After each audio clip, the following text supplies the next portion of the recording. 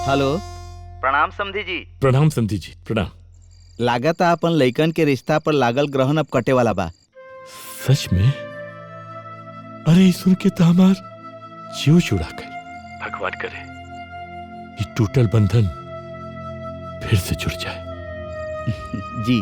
अच्छा, प्रणाम प्रणाम। हाँ अच्छा, प्रणाम।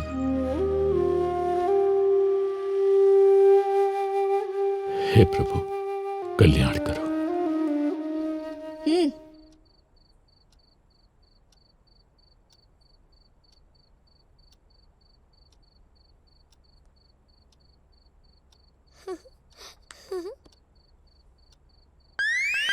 गुड़िया,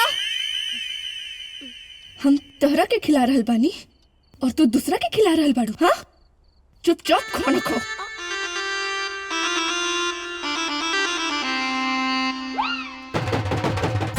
मामा, आज गुड़िया हमारे साथे सुती। ठीक है बेटा।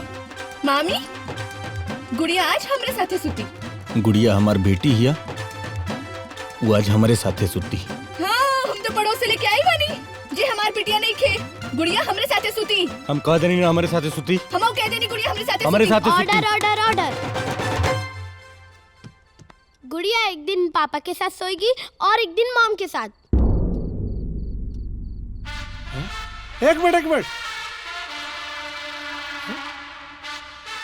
एक दिन पापा के साथ, एक दिन मॉम के साथ, मतलब मंडे पापा के साथ, ट्यूसडे मम्मी के साथ, वेडनेसडे पापा के साथ, थर्सडे मम्मी के साथ, फ्राइडे पापा के साथ, सैटरडे मम्मी के साथ। ए बेटा, तो हमनी का नंबर कब आई?